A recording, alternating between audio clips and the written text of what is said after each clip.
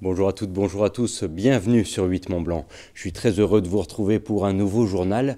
Nous sommes le mercredi 29 novembre 2023. Au sommaire, ce soir, nous partirons sur les routes savoyardes pour suivre le nouvel outil de proximité des Restos du Cœur du département.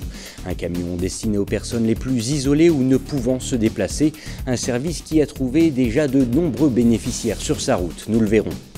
Et puis en deuxième partie de journal, nous vous proposons de découvrir la passion dévorante d'un amoureux de ski, celle de Jean-Jacques Bouchage et de son association qui ont pour projet de créer un lieu unique dédié à l'histoire du ski, un concept qui faisait défaut jusqu'à présent dans le département de Savoie.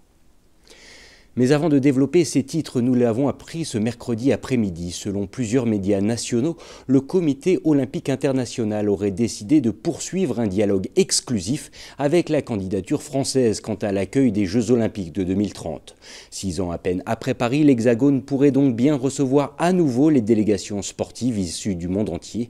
Une annonce qui fait suite au fameux grand oral passé ce mardi 21 novembre. Face à la France, les candidatures suédoises et suisses n'ont vraisemblablement pas su tirer leur épingle du jeu. La décision finale du CIO quant à l'organisation de ces JO 2030 est-elle attendue pour le mois de juillet 2024.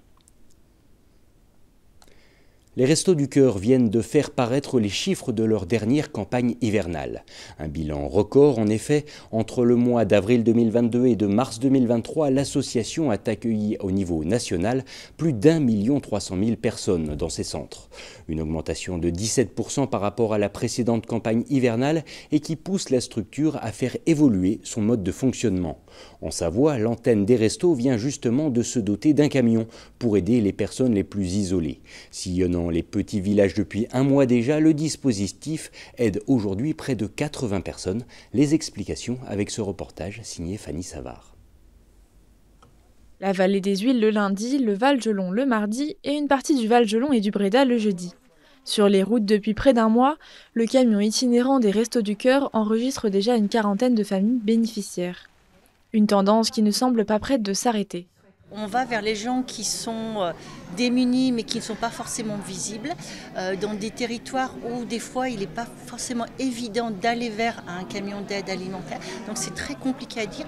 La seule chose que je peux vous dire et que je sais, c'est que par exemple qu'en un mois donc, de fonctionnement, nous savons déjà 80 personnes pour le centre itinérant. 14 communes ont donné leur feu vert pour accueillir le centre itinérant d'aide alimentaire. Le camion, qui reste une trentaine de minutes auprès des bénéficiaires, n'a pas été floqué aux couleurs de l'association pour leur garantir un certain anonymat. Quand ils sont inscrits, on leur donne un horaire de passage. S'ils sont inscrits sur les tournées, ils savent que s'ils sont inscrits à Saint-Georges-d'Urtière, ils viendront à Saint-Georges-d'Urtière. Dans chaque commune, la commune nous met un point de distribution. Là où on peut brancher le camion, parce que comme on a le froid, il faut qu'on puisse être branché électriquement. Sur place, 2 bénévoles servent les familles à l'aide de fiches où il est inscrit la composition du ménage. Un dispositif renforcé par une 3e personne nécessaire pour gérer les nouvelles inscriptions. Il y a des choses qu'on va donner régulièrement. Par exemple, on va donner tout le temps du frais et du surgelé. Ça, on va en donner régulièrement. Tout ce qui est accompagnement. Plats cuisinés, on en donne régulièrement. Après, tout ce qui est accompagnement, café, sucre, huile, farine, confiture, thé, tout ça, c'est une fois ce sera une chose, une fois ce sera l'autre. Pareil pour le riz, les pâtes, une fois ce sera l'un, une fois ce sera l'autre. Ça dépend ce qu'on a. D'autres camions itinérants pourraient bientôt voir le jour sur les départements savoyards, où 5000 personnes bénéficient chaque année de l'aide des Restos du Cœur.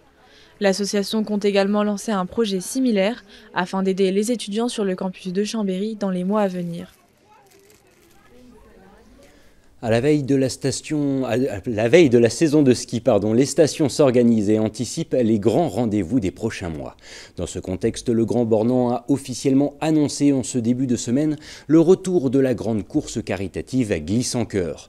Une 15e édition qui va supporter cette année plusieurs associations, dont la principale nommée Alpisia, une structure accompagnant les personnes atteintes de paralysie cérébrale sur l'ensemble de l'arc alpin. Présentée ce lundi soir à l'Imperial Palace d'Annecy, Glisse en Cœur 2024 voit donc très grand pour cet anniversaire, comme nous l'a expliqué la directrice de l'Office du tourisme de Grand Bornand, Isabelle Pocha-Cotillou, qui a répondu aux questions de Kezia Poudou. L'idée surtout, c'est de poursuivre cette formidable aventure qu'est Glycian-Cœur au Grand Bornand. Chaque année, j'ai envie de dire, c'est une édition particulière, hein. On ressort tellement chargé d'émotions, d'enthousiasme, de collectif humain, c'est formidable. Alors évidemment, on va avoir quelques temps forts puisque le samedi soir, on va avoir Martin Solveig qui nous fait le plaisir de sa présence sur la scène, les dance floors de Glycian-Cœur au Chinaillon. On aura évidemment une très belle programmation lors du dîner de gala du 22 mars, du vendredi soir à l'espace Grand-Beau sous l'égide de celui qui a été élu quand même chef cuisinier de l'année, Goemillos, j'ai cité Johan Kuntz. Des personnalités assez emblématiques qui seront là, puisque David Douillet est parrain de l'association que nous soutenons cette année, parrain d'Alpilia. Michel Simès sera présent, beaucoup de sportifs. Donc ça va forcément être une édition assez riche en contenu. L'an dernier, nous étions avec Christine Janin, qui a gravi l'Everest il y a bien longtemps et qui s'est dit on va gravir ensemble un Everest. 884 800, c'était l'objectif de don. On y était presque. 868 000 € de dons ont été récoltés. On s'est fixé avec Alpilia, l'association cette année, l'objectif de 800 000. Je rappelle que nous avons débuté il y a donc 15 ans, 14 ans, avec 13 000 € la première édition. Donc chaque année, nous franchissons un cap supplémentaire par rapport à l'année précédente. On va tenter tous ensemble de soulever des montagnes et on verra jusqu'où on peut aller. Une édition qui se tiendra du 22 au 24 mars 2024. Quant aux inscriptions, elles ouvriront à partir du 15 décembre prochain. Avis aux amateurs donc. On reste dans l'univers de la glisse mais en changeant de massif. Bien que la pratique du ski soit née en Savoie et ancrée depuis plus d'un siècle déjà dans la culture locale, cette discipline n'a pourtant pas encore de lieu dédié à son histoire dans le département. Une absence que souhaite aujourd'hui combler l'association Époque Ski en créant un centre d'interprétation dédié à l'histoire de ce sport. À l'origine du projet, un homme, Jean-Jacques Bouchage. Kezia Poudou est allé à sa rencontre dans le Beaufortain. On regarde. Là, on est dans les années 40-41. C'est un peu la caverne d'Ali Baba pour les passionnés de ski. Plus de 300 objets retraçant l'histoire de cette discipline sont stockés dans ce local mis à disposition par la mairie de Beaufort. Gants, chaussures, raquettes et évidemment paires de ski décorent les pièces, mais plus pour très longtemps. Ces objets de collection seront exposés en septembre 2025 dans un lieu qui leur sera dédié. À l'initiative de ce projet, Jean-Jacques Bouchage, un mordu de ski qui s'est donné pour mission de transmettre sa passion pour ce sport en créant l'association Époque Ski. On a existé par le ski tous, l'équipe du bureau. Ça veut dire que si on n'avait pas des gens qui, à l'origine, nous avaient fait skier, on n'aurait pas connu tout ça. Et peut-être qu'on n'aurait pas travaillé dans le ski. Et peut-être qu'on serait peut-être même plus dans le Beaufortain, on va dire. Le but, c'est quand même de transmettre et pas oublier que les stations de ski, si elles existent, qu'il y a des gens qui ont fait des choses avant sur le bénévolat et sur l'apprentissage du ski à tout le monde. Récupérés dans des déchetteries auprès de collectionneurs ou de familles, ces objets ont été dénichés par le Savoyard et son équipe. Une étape de recherche importante qui leur permet de dégoter des pépites comme celle-ci, qui date des années 1930. Cette paire de ski, elle est exclusive parce que on arrive à trouver une carre cachée dans une semelle en bois. Les collectionneurs, pour l'instant, on a le nom de la carre. Et on s'est aperçu qu'il n'y a aucun point de fixation. Donc, existait la colle. Pour la commune de Beaufort, qui a immédiatement adhéré à ce projet, c'est une occasion de plus de rendre ce territoire davantage attractif, et ce, durant les 4 saisons. Cette nouvelle activité va permettre aux touristes comme aux locaux de découvrir ce patrimoine beaufortain. Ce n'est pas un écomusée, c'est un centre d'interprétation. Donc en fait la différence c'est qu'un musée c'est essentiellement des objets anciens voilà, pour montrer la vie avant.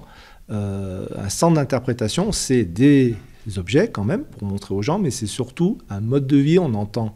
On a des bandes sonores, on a des vidéos, c'est pour que les gens s'interrogent et se posent des questions et puissent après échanger sur le passé, le présent et le futur. C'est dans cette ancienne ferme que le centre d'interprétation verra le jour.